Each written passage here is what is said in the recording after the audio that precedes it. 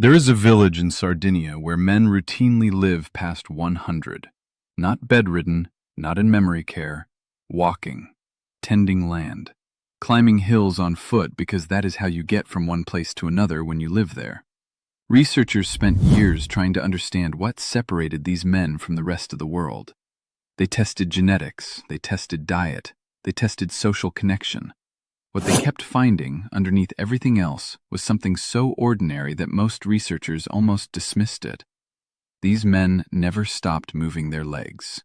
Not in a gym, not on a schedule, just constantly, slowly, all day. The way people move when walking is how you get somewhere, not something you do for 30 minutes and then sit down for the rest of your life. I'm 83 years old. I've managed elevated blood sugar for over 2 decades, and for most of that time, I thought about exercise the way most people my age think about it. Something I either did or didn't do on a given day. A walk in the morning, or not. A session of something structured, or not. And on the days I didn't, I sat. For hours. And my legs paid for it in ways I didn't connect to the sitting until much later. 2 years ago, my legs were weak in a way that scared me. Not painful. Weak. The kind of weak where you test the chair before you trust it, where you think about the stairs before you start them, where you look for something to hold on to in the shower not because you are dizzy, but because you are no longer certain your legs will do what you ask them to. I started paying attention to those villages, to what those men were actually doing, and I changed one thing. Not my diet, not my medication, not my morning routine. I changed what I did with my legs during the hours I had always considered rest. What happened over the following months is what I want to tell you about. But first, I need to explain what was actually happening inside my legs during those years of sitting. Because once you understand the mechanism, copying those villagers stops sounding like folklore and starts sounding like the most logical thing you could do. Your legs are not passive passengers in your body. They are the largest muscle mass you carry, and that muscle mass has a specific job in your circulatory system that has nothing to do with exercise in the formal sense. When your leg muscles contract, even gently, even just from walking slowly, they squeeze the veins running through them. That squeeze pushes blood upward, back toward the heart, against gravity. Researchers call it the venous muscle pump. It is the primary mechanism by which blood returns from your legs when you are upright. When you sit for extended periods, the pump stops. Blood pools in the lower legs, pressure builds in the small vessels. The tissue in your feet and calves operates in a stagnant circulatory environment. Lower oxygen delivery, slower waste removal, higher local inflammatory pressure. For someone whose small vessels are already compromised by years of elevated blood sugar, that stagnation is not neutral. It compounds the existing damage. The heaviness you feel in your legs after sitting for 2 hours is not imagination. It is the venous pump telling you it has been offline too long. And there is a second mechanism running parallel to this one that connects directly to blood sugar. Your leg muscles contain a glucose transporter. Researchers call it GLUT4, that activates the moment those muscles begin contracting. GLUT4 does not need insulin to work. It does not care about your insulin resistance. It physically pulls glucose out of your bloodstream and into muscle tissue, driven purely by movement. When your legs are moving, even slowly, even just a gentle walk around the kitchen, GLUT4 is clearing glucose that would otherwise be sitting in your vessels, pressing against the endothelial walls, contributing to the glycation process that damages nerves and small vessels over years. When your legs are still, GLUT4 is dormant. The glucose stays. The vessels absorb the pressure. The nerves sit in a higher glucose environment for every hour you remain seated. The centenarians in those villages were not doing anything heroic. They were keeping their venous pumps running and their GLUT4 active for most of the waking day, not by exercising, but by never being fully still for long. If your feet burn at night, or go numb, or feel cold no matter how many socks you wear, please don't ignore it. I almost did, and I'm 80 years old. For years I told myself it was just age, the tingling, the heaviness in my legs climbing the stairs. But it wasn't age. It was my blood sugar quietly damaging the nerves and the circulation in my legs, and almost nobody warned me in time. If you let it keep going, those little signals turn into something you can't undo. I wasn't willing to lose my feet or my independence. So I started doing one thing every single day to help support healthy blood sugar and protect my legs. I'll show you exactly what in this video. And if you want the simple support I personally use, there's a free presentation linked in the description below. Here is what I actually changed. And I want to be specific because the specifics matter more than the general idea. I stopped thinking in sessions. I started thinking in intervals. Every 30 minutes of sitting, I stand up. I do not go for a walk necessarily. I stand. I shift my weight. I do 10 slow calf raises, heel up, heel down, deliberate, holding the counter if I need to. That takes 45 seconds. Then I walk to the kitchen or to the window or to wherever I am going next. I do not time this. I do not use an app. I set a quiet reminder, and when it goes off, I stand up. That is it. That is the first change. The calf raise is not arbitrary. The gastrocnemius and soleus, the two muscles that make up your calf, are the primary drivers of the venous pump in the lower leg. When they contract, they compress the deep veins of the calf and push a bolus of blood upward.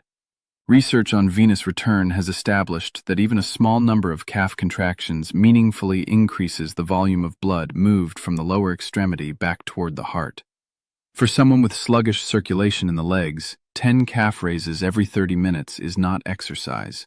It is maintenance. It is keeping a pump running that was designed to run continuously and has been allowed to sit idle. The second change I made was to the hour after dinner. I used to sit after dinner, completely still, for an hour or more.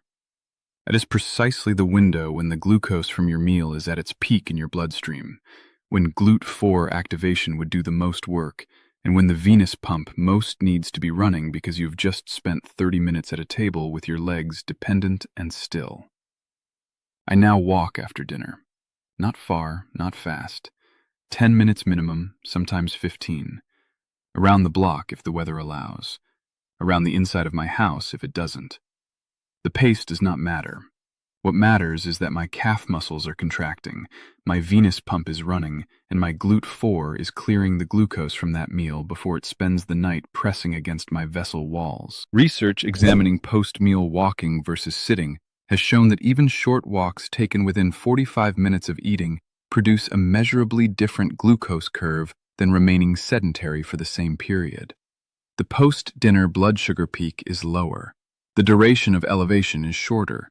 By the time you go to sleep, your blood is carrying less glucose into the overnight hours.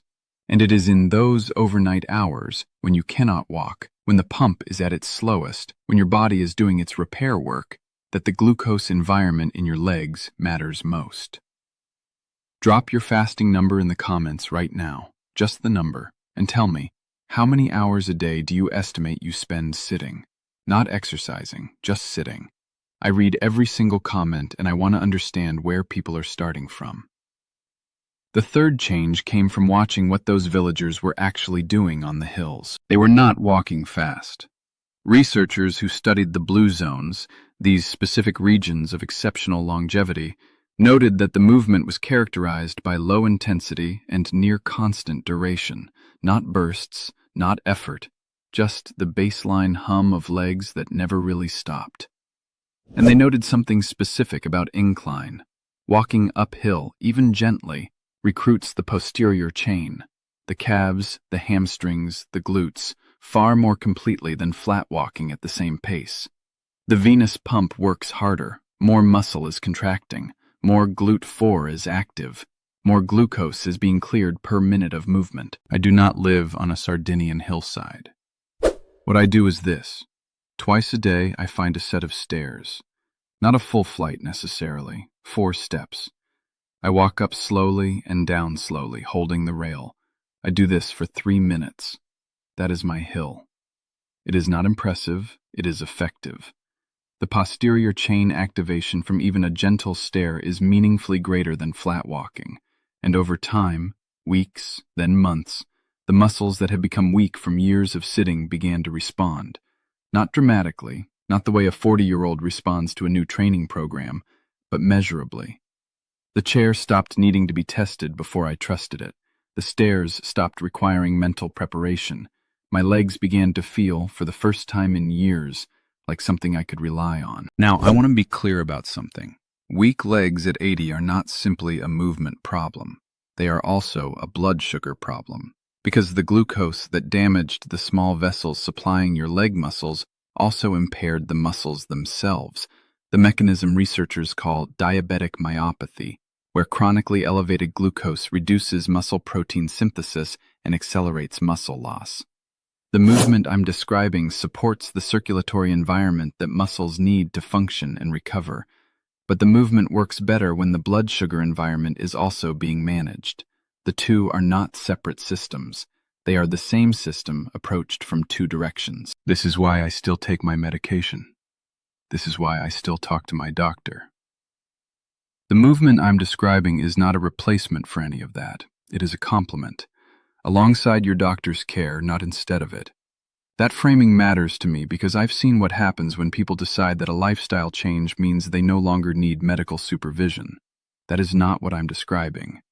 I'm describing what those centenarian villagers were doing unconsciously that your sedentary life has taken away, and how to put it back. If you made it this far, you already understand more about your own legs than most people your age ever will. That matters. You know now that the burning, the numbness, the cold feet, they trace back to one thing: blood sugar slowly working against your nerves and circulation. And you know the goal isn't a miracle. It's protecting your ability to stand, to walk, to stay independent. That's why, alongside everything I showed you today, I use a simple daily support to help keep my blood sugar in a healthy range, so my legs keep carrying me where I want to go. I put the free presentation in the description below. Go watch it. And as always, keep working with your doctor. This supports your routine. It doesn't replace it. A man wrote to me some months ago. 76 years old, retired engineer, diabetic for 11 years. He told me he had not been able to walk to the end of his driveway without stopping to rest since before the pandemic. Heavy legs, cold feet. The color in his ankles had changed. He was not inactive by his own measure. He walked every morning 30 minutes before breakfast. But after that walk, he sat for the rest of the day, 8, 9, 10 hours. The morning walk, as much good as it was doing, could not compensate for what 10 hours of venous pump shutdown was doing to his legs every single day. He started the interval standing.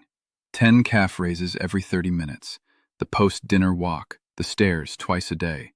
He told me 6 weeks later his legs felt different by 4 p.m., which had previously been the worst hour, the hour when he would look at the couch and calculate whether he had the strength to make it to dinner. He said the calculation stopped being necessary. Not because he had transformed his fitness, because his venous pump was no longer spending 10 hours a day offline. Think about the men in that Sardinian village. Think about what they had that most people reading this don't. Not genetics, not luck, not a special diet. They had legs that never fully stopped moving. They had a venous pump that ran all day because walking was how you got from one place to another, not a scheduled event between long stretches of sitting. They had GLUT4 active in the background of every hour, quietly clearing glucose that in a sedentary body would be sitting in the vessel walls instead. You cannot move to Sardinia. You can stand up every 30 minutes. You can do 10 calf raises while you wait for water to boil. You can walk for 10 minutes after dinner instead of sitting down. You can find 4 stairs and use them twice a day. These are not difficult things. They are the things those centenarians were doing without thinking, because their environment demanded it. Your environment does not demand it. You have to choose it. And here's what I want you to sit with for a moment, because I think it matters more than any mechanism I've described today. Look at the people around your age, the ones who are still going, still walking into a restaurant under their own power, still climbing into a car without help, still living in their own homes on their own terms, and the ones who aren't. The difference between those two groups did not appear overnight. It accumulated in the sitting hours, in the afternoons on the couch, in the years of thinking that a morning walk was enough and the rest of the day could be still. The legs that stayed strong were the legs that kept moving, not heroically, just consistently, the way those villagers moved because the hill demanded it. Your hill is 4 stairs and a kitchen lap. That is enough. Start there, today. If you want to support your blood sugar and your circulation together, the full system, the overnight piece that most people never address, what happens in your vessels between midnight and 6 a.m., the link below walks through the complete protocol.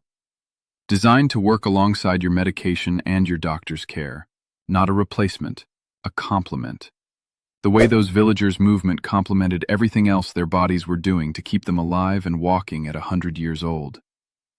Drop your number in the comments and tell me how many hours a day you're sitting, because that number may be doing more to your legs than anything else in your day.